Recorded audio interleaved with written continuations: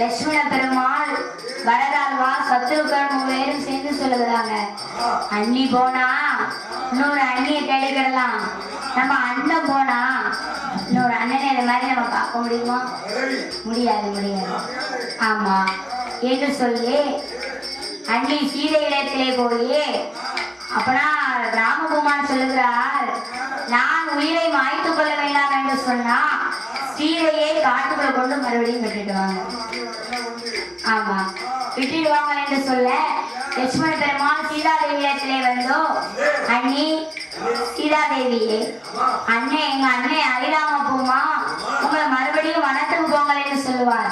நீங்க எதுக்கு எந்த வார்த்தையும் சொல்லக்கூடாது, ஆட்டும்னு சம்மதிச்சு நீங்க வனத்துக்கு போகணும்னா நானும் அதைத்தான் எதிர்பார்த்தேன். அன்னைக்கு நாங்க காடால சென்ற போது மறுபடியும் இந்த வனத்துக்கு நாம எப்போ வரும்னு கேட்டேன். ஆமா மீண்டும் வாய்ப்பு கிடைத்தால் வருவோம் என்று சொன்னார்.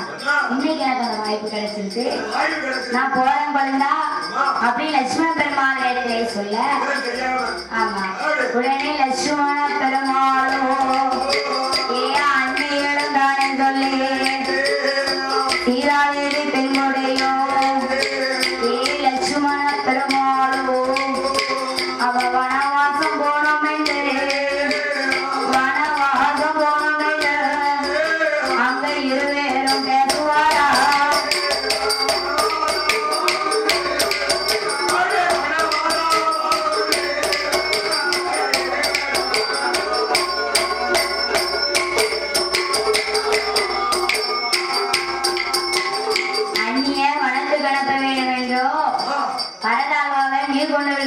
கேட்காரு. அவரு சொல்றாரு, நான் போக மாட்டேன். ஏன் போக மாட்டேங்காரு? அவளுக்கோ வயசுல கற்பமா இருக்கா, 3 மாசம் கற்பமா இருக்கா. கற்பமா இருக்கவளை காட்டுல கொண்டு விட்டுட்டு வந்தா அந்த பாவம் யாருக்கு? நமக்கு தான். அதனால பரதாழ்வா நான் போக மாட்டேங்காரு. சத்ருகரை கேட்கிறார், அவரும் நான் போக மாட்டேங்கிறாரு. உடனே லட்சுமண பெருமாள், அண்ணா நான் போய் அண்ணியை விட்டுட்டு வரணுங்காரு. உடனே இருவேறு வனவாசம் செல்ல வேண்டும் என்றும் ரதத்தை அலங்கரித்தார்.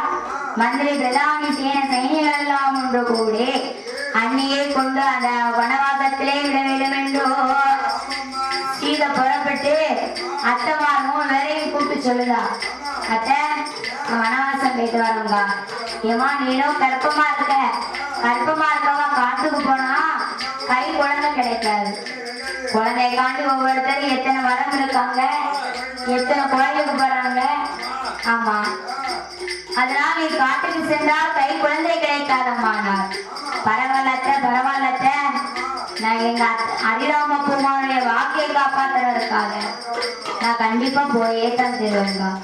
உடனே சீதையவா கற்பம் வச்சிருக்கா, காட்டுக்குள்ள அவளுக்கு யாரு நல்லது உள்ளதை செஞ்சு கொடுப்பா? யாரும் செஞ்சு கொடுக்க மாட்டா.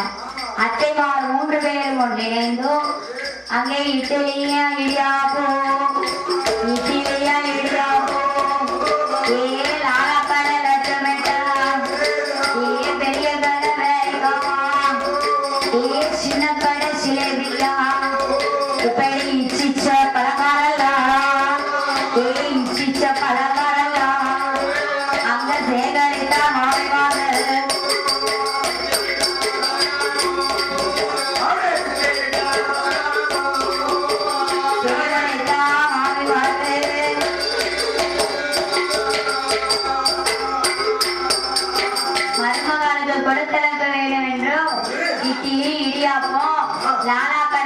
மிட்டாய், சின்ன கடை சிலேபி, பெரிய கடை பேரிக்காய். பெரிய கடை அல்வாயா? இப்படி சித்த பழங்காலெல்லாம் சேகரித்தோ பெருமாளுக்கு கொடுத்தனப்ப லட்சுமண பெருமாளும் சீதாதேவியும் தேரதத்தை அலங்கரித்தோ அவர் அண்ணியையும் அழைத்து கொண்டோ ஏ வனவாகம் தன்னை நோக்கி ஏ வாராத லட்சுமணனோ கைய வருகிற வளையில சமுத்திர கடல் கரை ஆறு ஓடுகிறது. ஆமா அப்போது லட்சுமண பெருமாள் நினைத்தார், முன்னே ஆறு வச்சு பின்னே பெருக. ஆமா அப்படின்னு அவருக்கு முன்னால் ஆறு வச்சியது, இவர் ஆத்த கடந்து அங்க கொண்டு விட்டாரு. ஆமா விட்டுட்டு சீதா திரும்பி பார்த்தா லட்சுமண பெருமாளை காணோம். மறுபடியும் ஆறு ஓடுகிறது. மனம் சமுத்திர கடற்கரையிலே தண்ணீர் ஓடுகிற போதும் சீதா தேவிக்கு மனசுல பயம். இந்த வெள்ள பெருக்கெடுத்து நம்ம குழந்தை கொண்டு போயிருச்சோம் என்னமோ தெரியலையே என்று கண்ணீர் விடைத்து கவலை கொண்டு புலம்பி எழுகிறார். அந்த வனவாக நன்னாடியில ஏ சீதாதேவி பெண்மொழியா ஒரு குழந்தையும் வாழ வேண்டும். அவ கண்ணீரை தான் அடைத்தோம் கையா அழுதுமாக விளம்புவாரா. அவ அழுவேற குழந்தைட்டே அழுவேற குழந்தைட்டே வா வாழ் மிக நிச்சயமா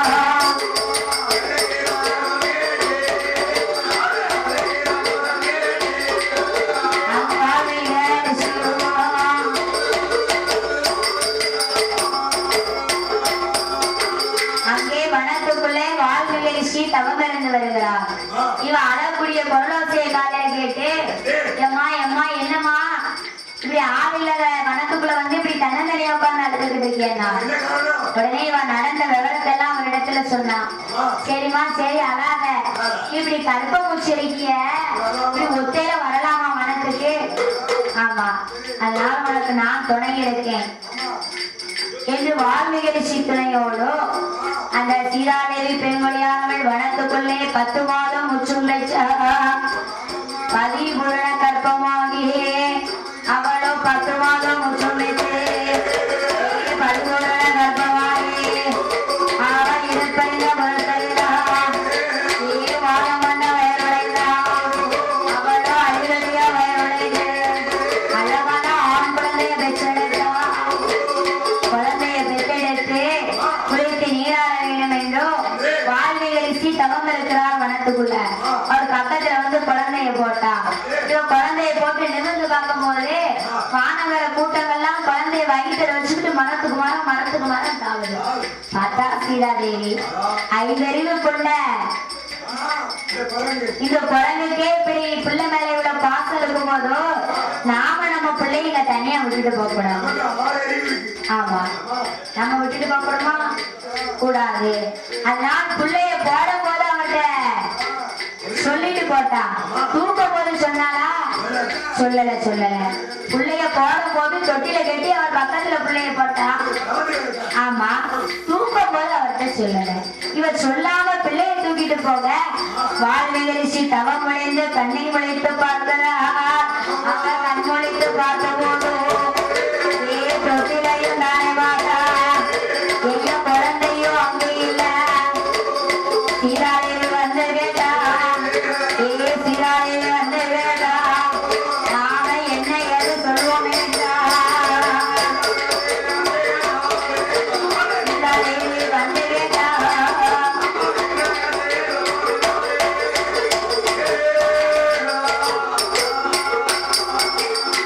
சீதாதேவி வந்து கேட்டா நம்ம என்ன சொல்லுவோம் ஏன்னு சொல்லுவோம்.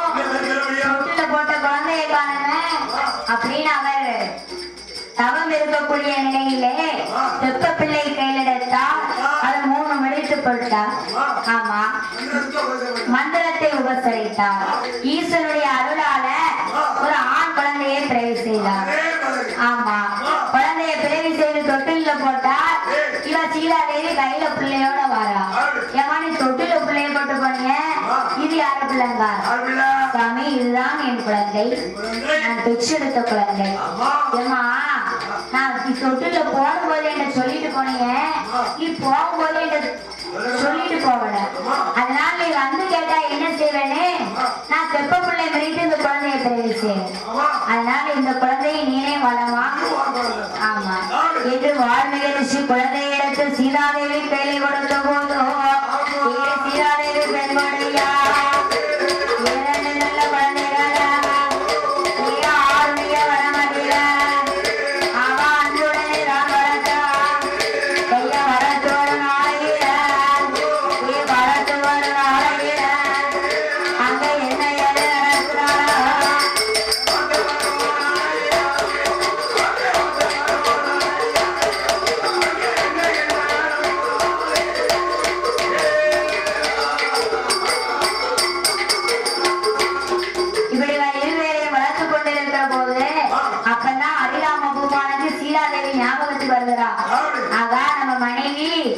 கர்ப்பமா இருக்கவங்களை கொண்டு காட்டுக்குள்ள விட்டவன் அவன் பெற்றாலோ பெறலையோ, ஆமா இருக்காளோ இல்லையோ, என்ன கெதி காணான்னு தெரியலையே அப்படின்னு தேரவத்தை அலங்கரித்தோ தம்பிமாரை அழைத்துக் கொண்டோ மகனையும் நம் மனைவியையும் அழைத்து வர வேண்டும் என்றோ சாமி அறியாமோ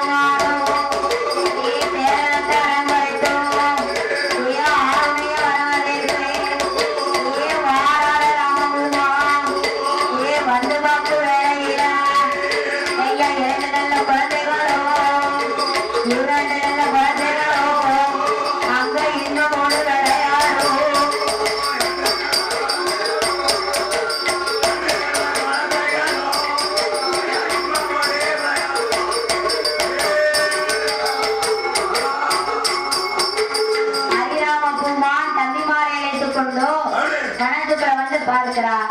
ரெண்டு பிள்ளையும் நல்ல அழகா விளையாண்டுகிட்டு இருக்குது. ஆமா ஏமா ஏ சீலாதேவி, நம்ம குழந்தைங்களா இவங்க ரெண்டு பேரும் ஒரே சூழ்ல ரெண்டு குழந்தையா பிறந்துச்சு அப்படின்னு கேட்கிறார். உடனே இல்ல இல்ல நம்மளுக்கு பிறந்தது ஒரு குழந்தை தான். ஆமா லவ, ஆமா லவ குஷா, நமக்கு பிறந்ததோ ஒரு குழந்தைதான். நான் ஆத்துல நீராட போகும்போது பிள்ளைய போடும்போது சொல்லிட்டு போனேன் ரிசிட்ட, தூக்கும் போது சொல்லல. அதனால நான் வந்து கேட்டா என்ன செய்யணும்னு அவர் இந்த குழந்தைய தேவை செய்தார். நீயே வளர்த்துக்கோன்னு என் கையில கொடுத்தார். ஆமா சரி. அயோத்தி பட்டணத்துல தசரத ராஜ மன்னனுக்கு 4 மகங்க பிறந்தாங்க.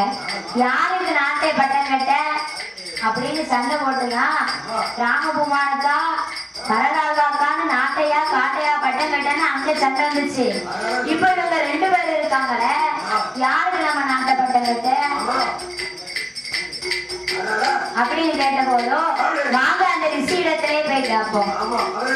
ஆமா என்று கேட்போம் என்று சொல்லி அந்த சீதாதேவி பெண்மொழியானவளும் அரிராம குமாரும் ஏயா வாழ்வீக ரிஷியிடம் வருவாழ இருவேரோ அந்த சீதாதேவி பெண்மொழியாவா ஏ இருவரையும் பிடித்துக் கொண்டுவோம். ஏ வாழ்வீக ரிஷியிடம் வாழ்வீக ரிஷியிடம் ஏ வருவாழ அன்புடனே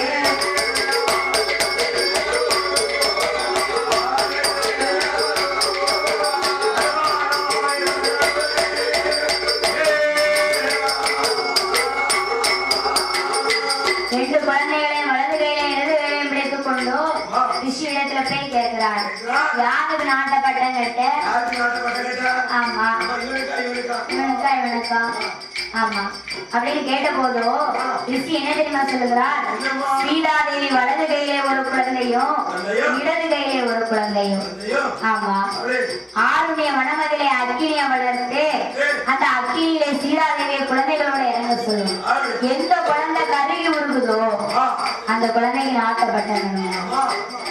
உடனே வால்மீகி ரிஷி சொல்ல சீதாதேவி பெண்கொடியானவளோ சாமி அரிராம குமாரோ அக்கினிய வளர்க்கவே வனவாசம் தன்னறிய ஆருடைய வனமதிய அக்கினிய வளர்ப்பாரா மனமாற தப்ப வைத்து 50 அடி அவளப்பிட அவளோ 60 அடி நீளத்திட எல்லாம் ஆள நல்ல கொடிய வைத்து அவளோ அக்கினிய வளர்ப்பாரா புங்கமுச்சு புளியங்குச்சு ஆழமுச்சு அரசங்குச்சு அவ வேப்பமுச்சு தானை கொண்டு அக்கினிய வளர்ப்பாரா.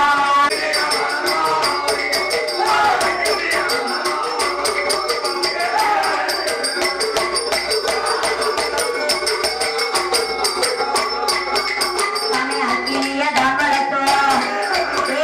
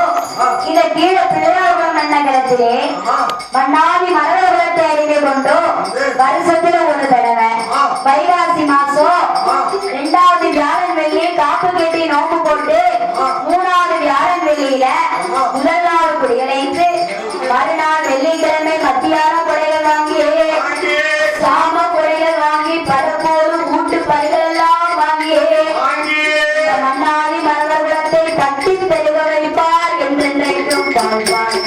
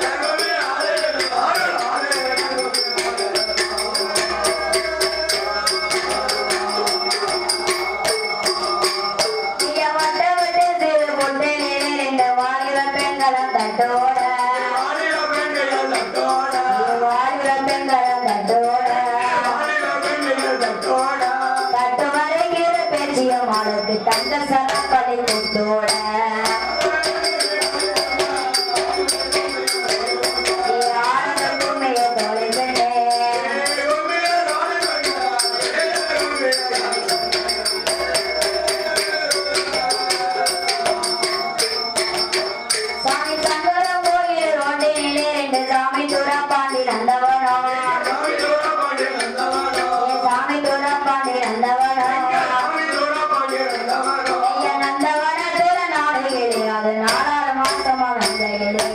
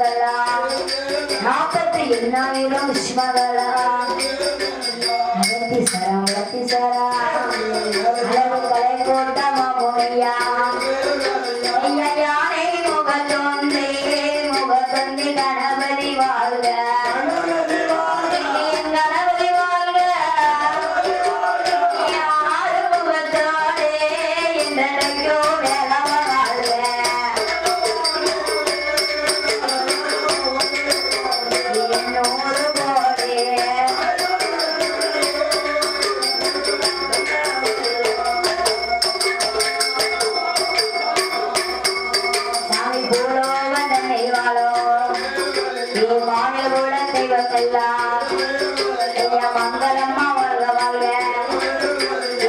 சிவலோ ஐயனா அறிவில உத்திர சசாவா பசுகிரி சசாவா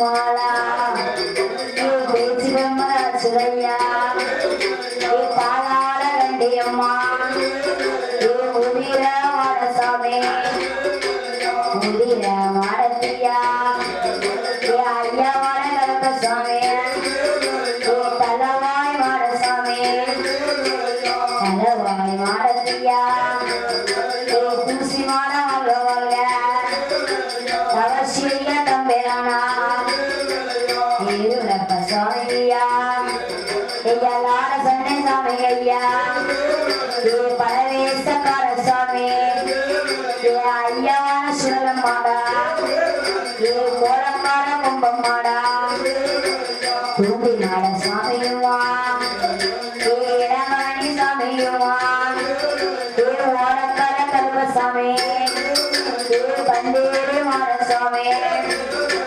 கரடி மாடசாமி குருதல்ல முண்டசாமி காட்டுக்குள்ள கொள்வேரப்போ ஐயா காட்டுமான வாழ்க வாழ்க சட்டனான கேட்ட வாழை சாமி சங்கிலி முதத்த வாழ்க வாழ்க இருபத்தோரு தேவதையா அறுபது வந்துகளா அன்புடனே வாழ்க வாழ்க ஐயவான உதரமாடா அவர் அலங்காரம் செய்தவர்கள் அன்புடனே வாழணுமே வாழ வெட்டி கொடுத்தவர்கள் மங்களம்மா வாழ்க வாழ்க அவருக்கு தேங்காய் வாழ உடைத்தவர்கள் திருப்தியாக வாழணுமே நேர்மிகம் செலுத்தியவர் அந்த நிமித்தியாக வாழணுமே கோவில் கொடை கொடுத்த சீமானெல்லாம் இந்த கோடை காலம் வாழணுமே